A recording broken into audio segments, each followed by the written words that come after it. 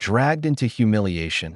My friends got me drunk and tattooed a devil on my thigh without me noticing, turning the company retreat into a nightmare.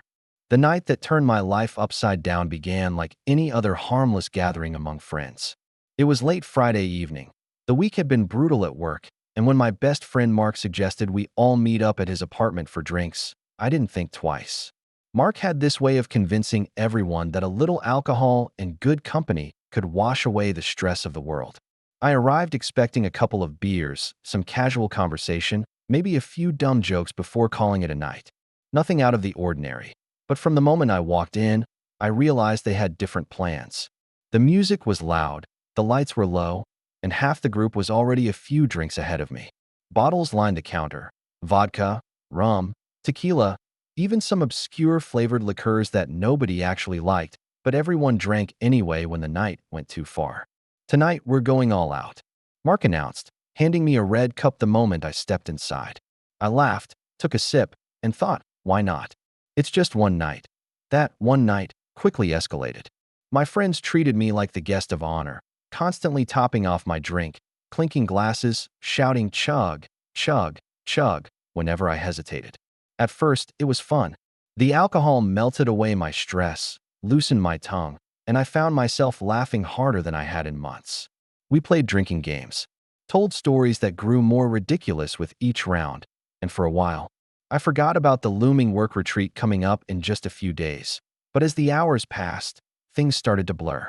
I remember leaning against the wall, trying to focus on a conversation that kept slipping through my foggy mind. I remember Mark slapping my shoulder and saying something like, "We need to do something epic tonight, something unforgettable." The others cheered, and I, drunk and oblivious, nodded along. Though I had no idea what I was agreeing to. At some point, I ended up lying on the couch, my vision spinning while my friends huddled around whispering and laughing. I caught fragments. "It'll be hilarious. He won't even notice. Best prank ever." Their voices seemed distant, like echoes in a tunnel. I tried to ask what they were talking about, but my words slurred into nonsense, and they just laughed harder. Then came a sharp, stinging sensation on my upper thigh, strange enough to jolt me halfway awake, but dulled by the alcohol coursing through me. "Don't worry, man," someone said between chuckles. "You'll thank us later." The next morning, sunlight blasted through Mark's blinds and dragged me out of a restless, headache-ridden sleep. My mouth was dry, my stomach churned, and my head felt like it had been split open with an axe. I sat up slowly, groaning, trying to piece together the night before. Empty bottles littered the floor, the living room reeked of spilled beer, and my friends were passed out in awkward positions around the apartment. My thigh ached, but in the haze of the hangover, I brushed it off as nothing. Maybe I'd bumped into the corner of a table that I had no idea yet. No idea that beneath the blanket wrapped around me was a permanent reminder of my friends' twisted sense of humor.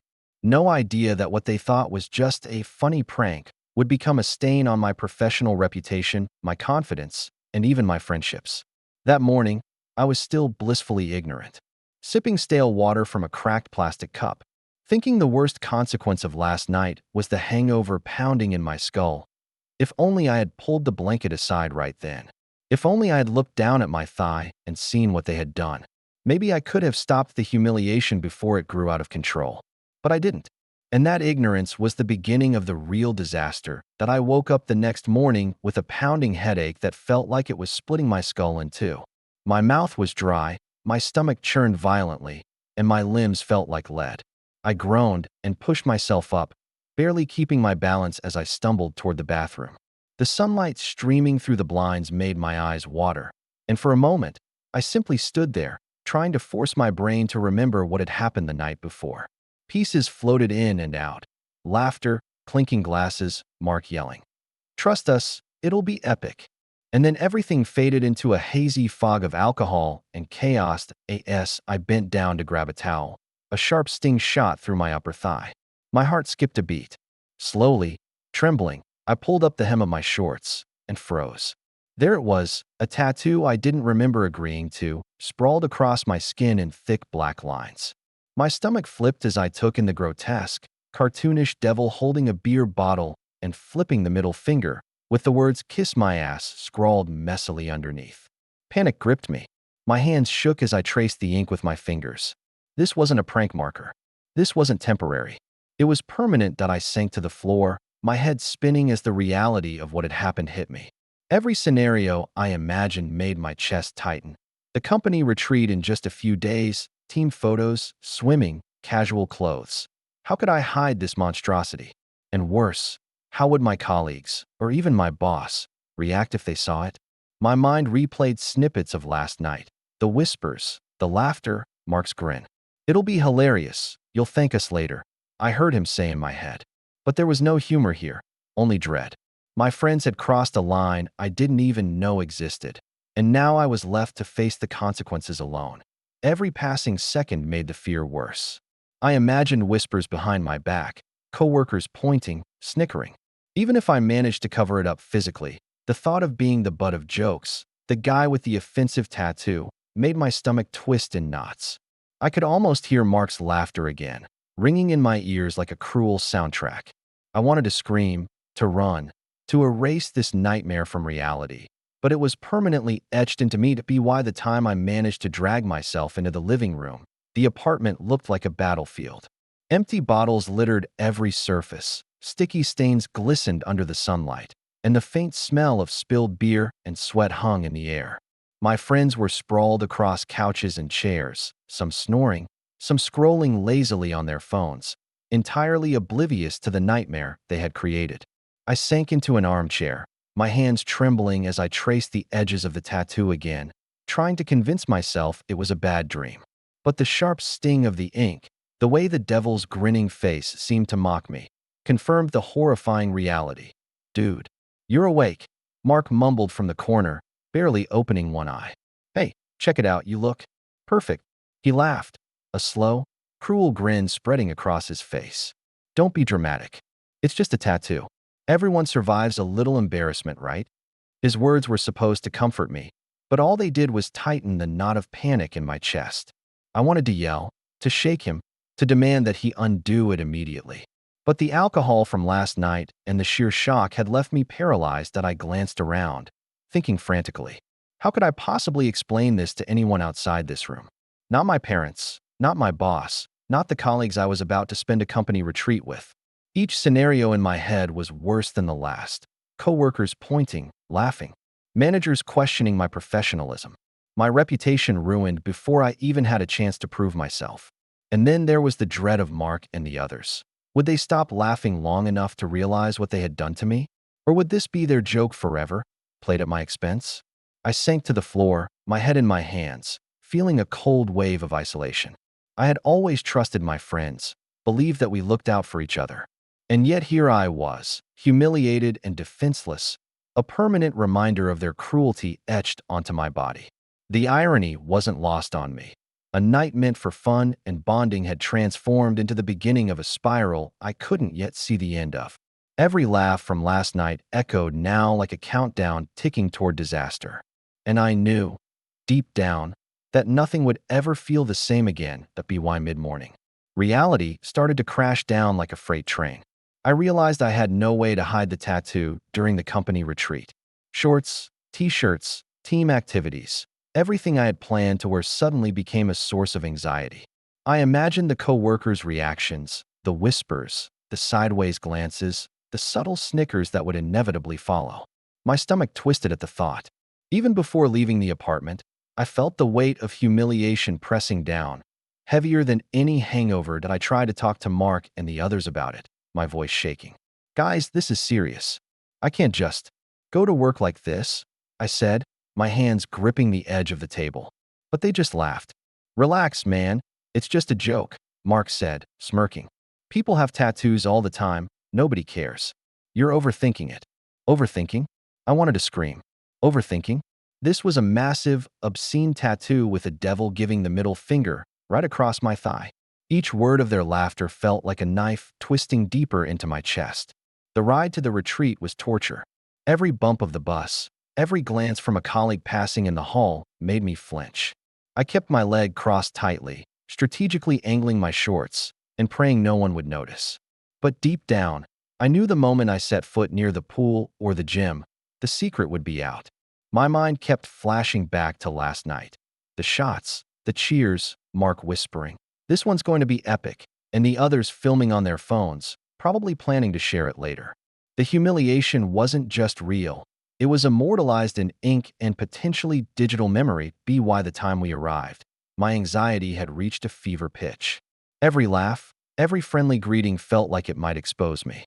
I felt trapped in my own skin, haunted by the thought that my friend's idea of fun had turned my entire work life into a stage for ridicule. I could almost hear the devil on my thigh laughing in rhythm with the echoes of last night's chaos. This wasn't a harmless prank anymore. It was a looming disaster, and I had no idea how to stop it.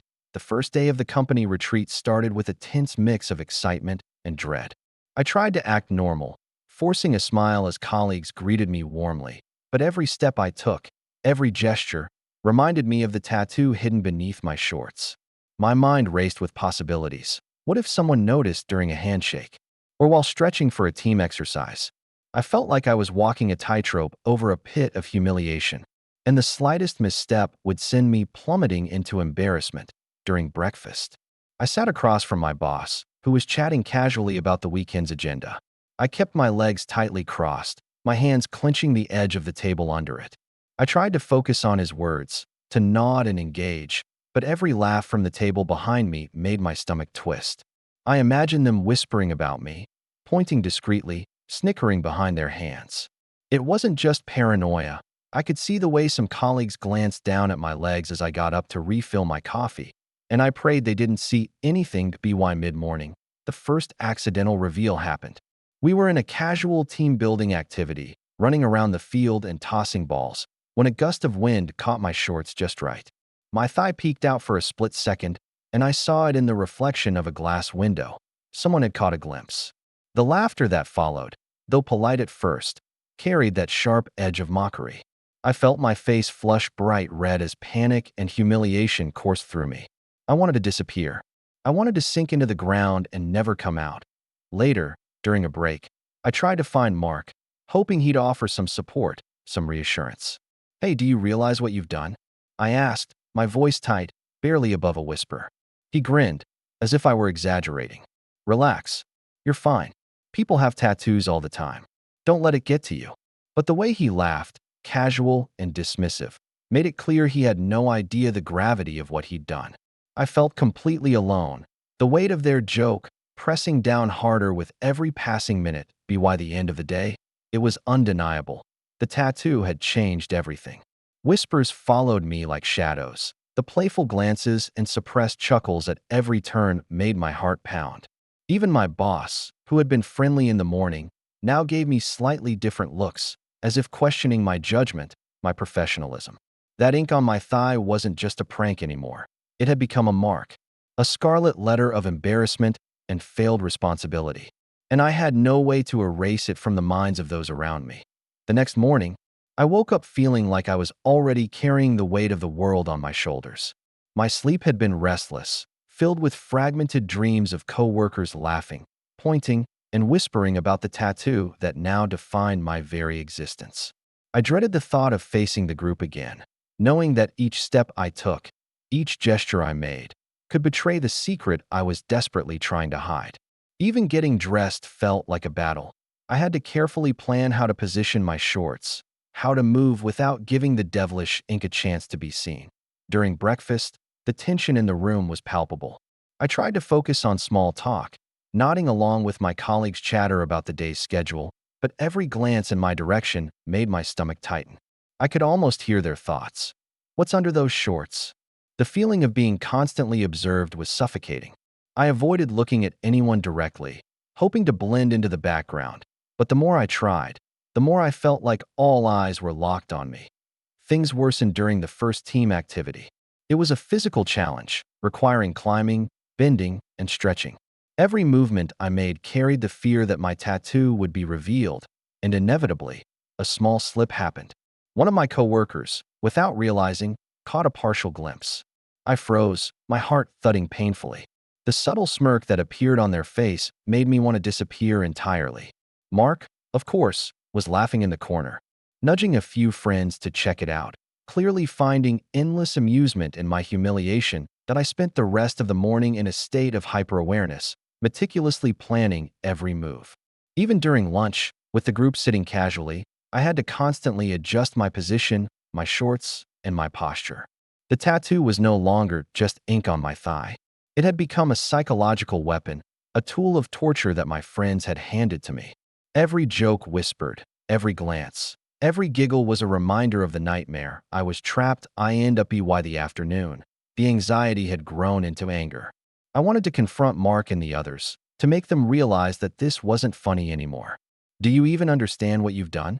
I muttered under my breath, clenching my fists. But they shrugged, laughing and calling me dramatic.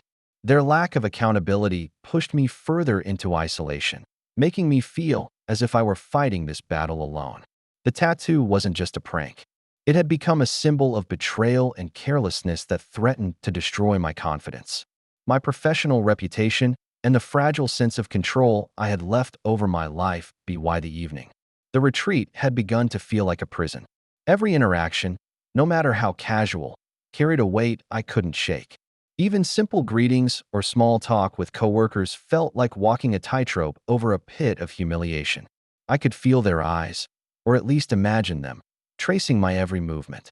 Each laugh, each glance seemed sharper, mocking, a subtle reminder that my secret was no longer entirely safe. The devil tattoo on my thigh had become a silent predator, following me everywhere I went, turning every friendly moment into a high-stakes gamble. During the group dinner, my anxiety reached a peak. I carefully positioned my legs beneath the table, strategically angled my chair, and tried to engage in conversation without giving away my inner panic.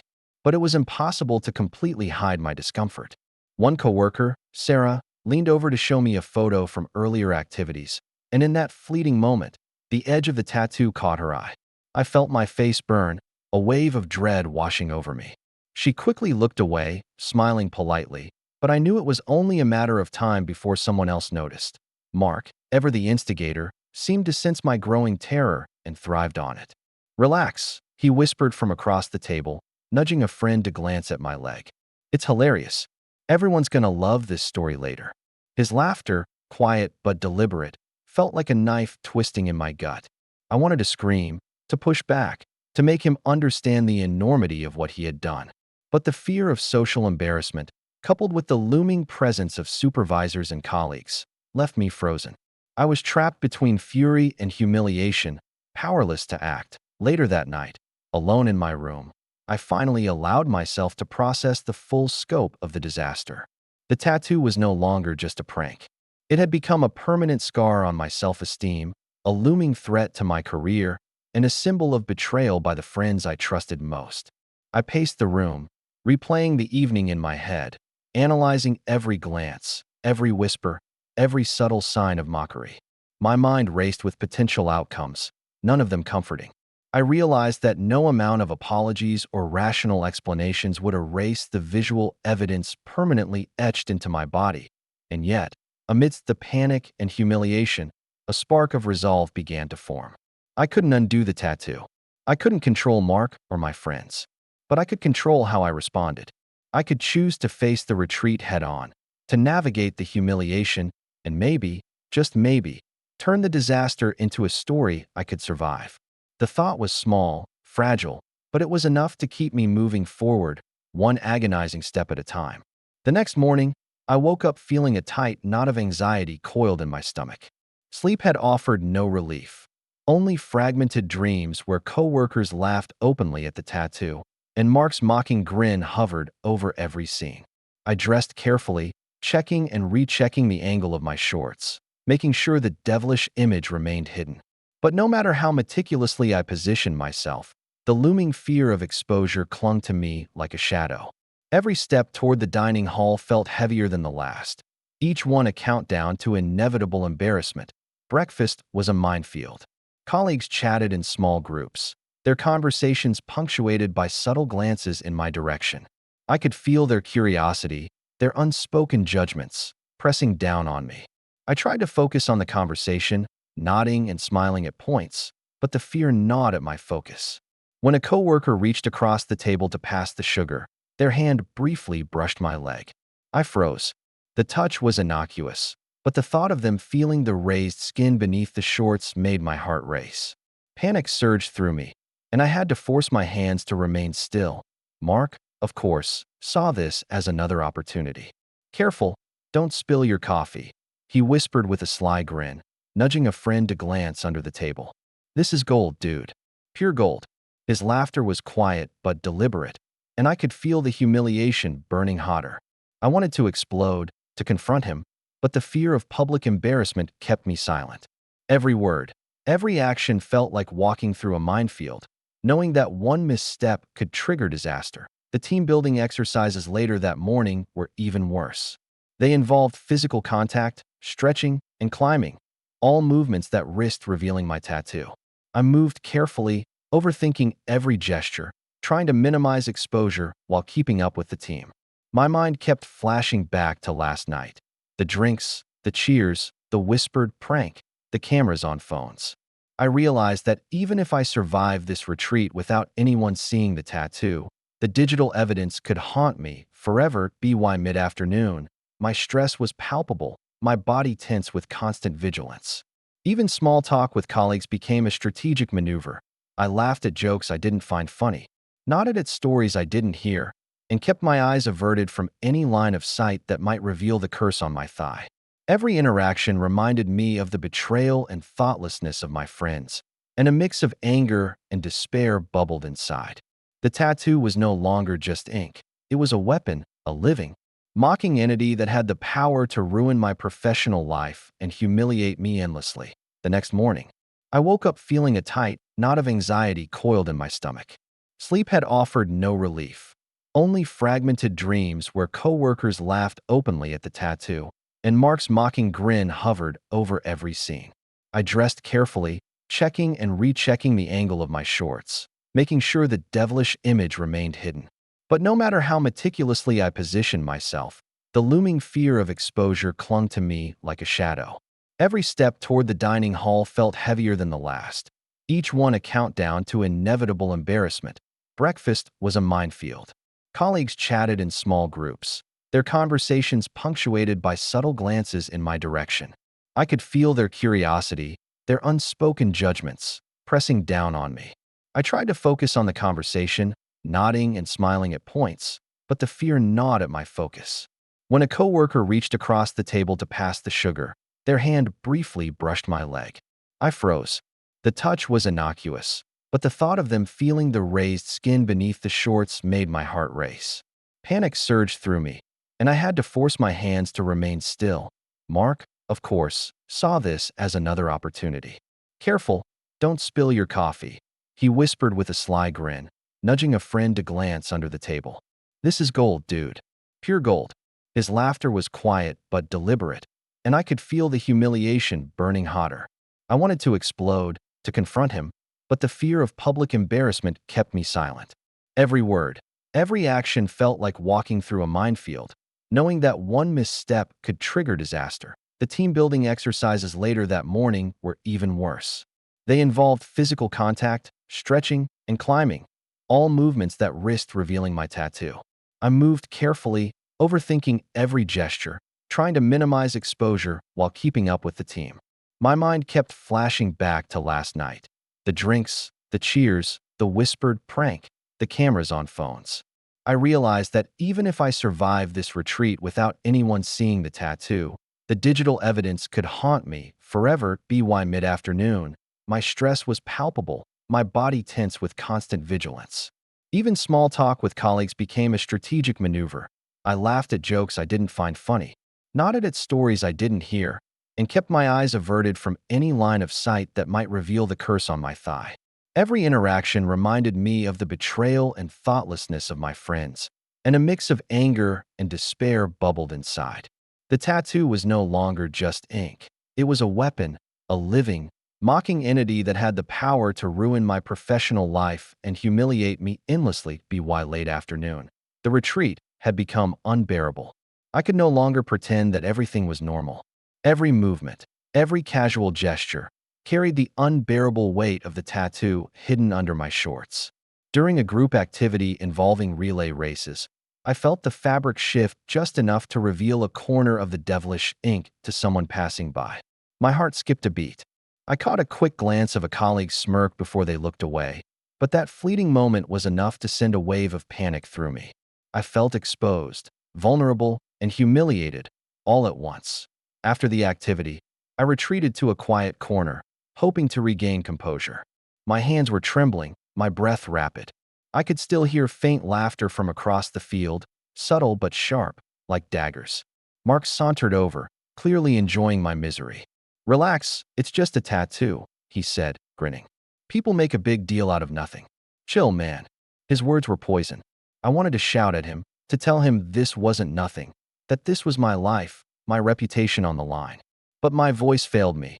Caught somewhere between anger and dread, a colleague, Rachel, approached me cautiously, sensing my distress. "Are you okay?" she asked gently. I forced a weak smile, nodding, but the tremor in my hands betrayed me. "Yeah, fine," I muttered, though the lie felt heavy in my chest.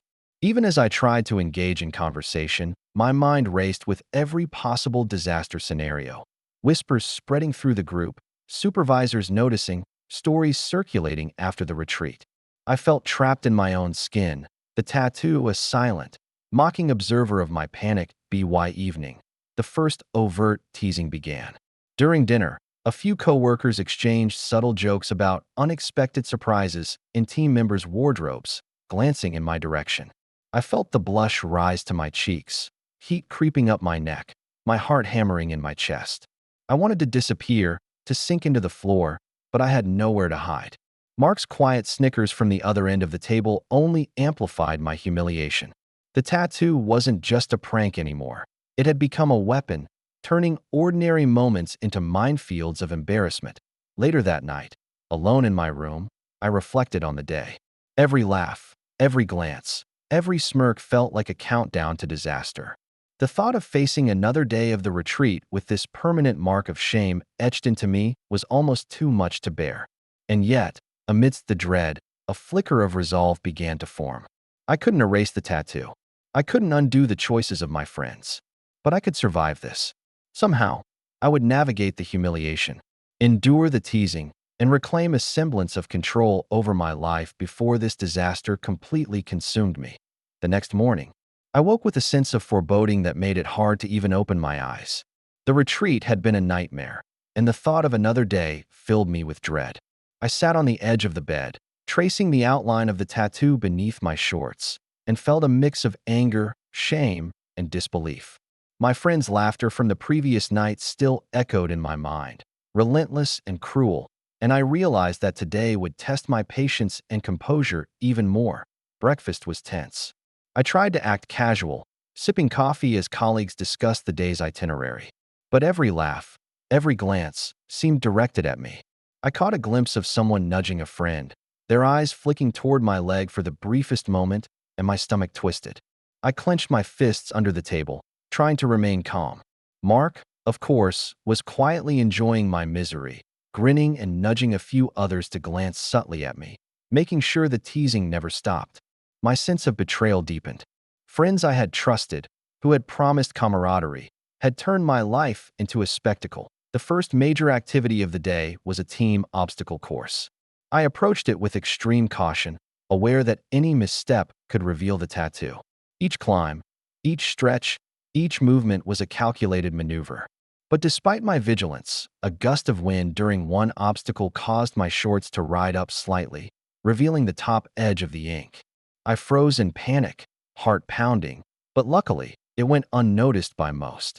Still, the fear of discovery lingered, suffocating me, and I realized that the retreat had transformed into a battlefield where every glance could be a potential attack. By mid-afternoon, the teasing escalated. Subtle jokes became more pointed, whispered comments more deliberate. A few colleagues made sly remarks about unexpected surprises while looking directly at me. The humiliation was relentless, a constant reminder of the tattoo and the reckless night that had caused it. I felt trapped, humiliated, and alone. Even my attempts to focus on the retreat activities were overshadowed by anxiety, leaving me exhausted both physically and emotionally. That night, sitting alone in my room, I reflected on the disaster that had become my life. The tattoo wasn't just ink. It was a permanent symbol of betrayal, a weapon my friends had wielded with thoughtless glee. I realized that the only way forward was to confront the situation, accept the humiliation, and find a way to navigate the social minefield I had been forced into. It was a lesson in endurance, patience, and resilience, but one I never wanted to repeat. The day had stripped me of comfort and security, leaving only the harsh reality of consequences, embarrassment, and the painful work of reclaiming dignity in a world now acutely aware of my mistake. The following morning, the weight of humiliation pressed even harder. The retreat was entering its third day, and I could no longer pretend that everything was manageable. My interactions with colleagues were tense, cautious, and calculated. Every movement was meticulously planned, every step measured to avoid revealing the tattoo. Despite my efforts, the previous day's teasing had set the tone. Whispers followed me like shadows, and subtle smirks made each encounter a trial of patience and nerve.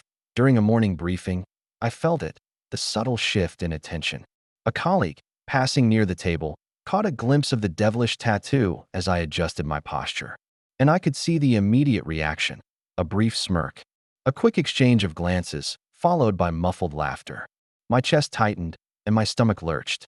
Mark, ever the instigator, noticed my discomfort and quietly nudged a friend.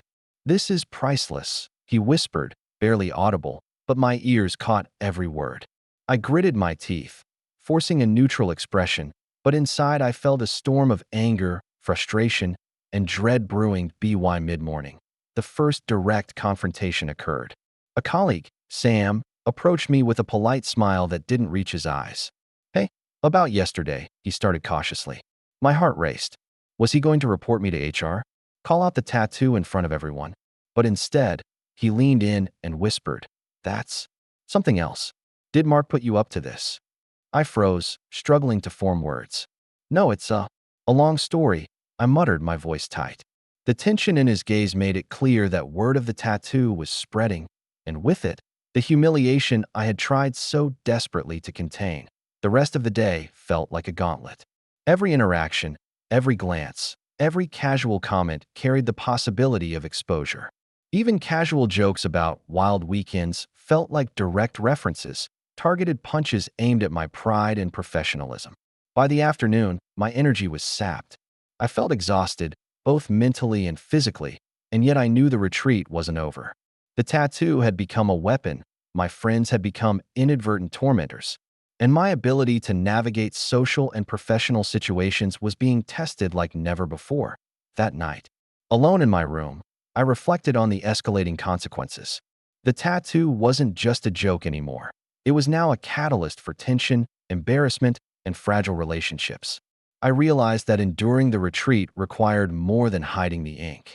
It required resilience, strategy, and the ability to face humiliation head-on.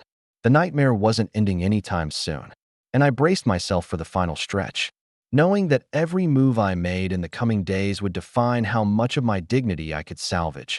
The final day of the retreat arrived like a slow drumbeat of dread. I woke with a mix of exhaustion, anxiety, and determination. Every interaction I had over the past few days had taken its toll, but I resolved to face the day with as much composure as I could muster. Still, the shadow of the tattoo loomed over me, a constant reminder of the chaos my friends had unleashed during the last team activity. A cooperative problem-solving exercise, I found myself hyper-aware of every movement. The tattoo, hidden but never far from my thoughts, made each gesture feel like a potential disaster. A colleague accidentally brushed my leg, and I felt the panic spike, but somehow, I managed to maintain control, quickly stepping back and adjusting my position. The relief was fleeting. I knew the real test would come during the evening's closing event, where everyone would gather, relax, and laugh, often at each other's expense. That evening, as the final awards and farewells began, whispers inevitably found their way to me. Some colleagues had already seen glimpses of the tattoo, and the subtle teasing was impossible to ignore. My heart pounded as Mark, trying to suppress laughter, whispered, "You made it through." Mostly, despite the tension, I realized that surviving the retreat was in itself a victory. I had endured humiliation, navigated social minefields, and maintained my composure in front of peers and supervisors alike. It be why the time I returned to my room, exhaustion and relief washed over me. The tattoo would remain, a permanent reminder of the chaos and betrayal, but I had survived the social gauntlet. I sat quietly, reflecting on the lessons learned. Trust carefully, choose your friends wisely, and prepare for the unexpected. I realized that while my pride had taken a hit, my resilience had grown stronger. I had faced the worst of humiliation and emerged, bruised but not broken. In the end, the experience transformed me. The tattoo, once a source of shame and panic, became a symbol of endurance and self-discovery. I had learned that life could throw absurd and painful situations your way, but how you respond defines the outcome. And even though Mark and the others had set the stage for disaster, I had rewritten the ending in my own way by surviving, learning, and finding strength in the face of chaos.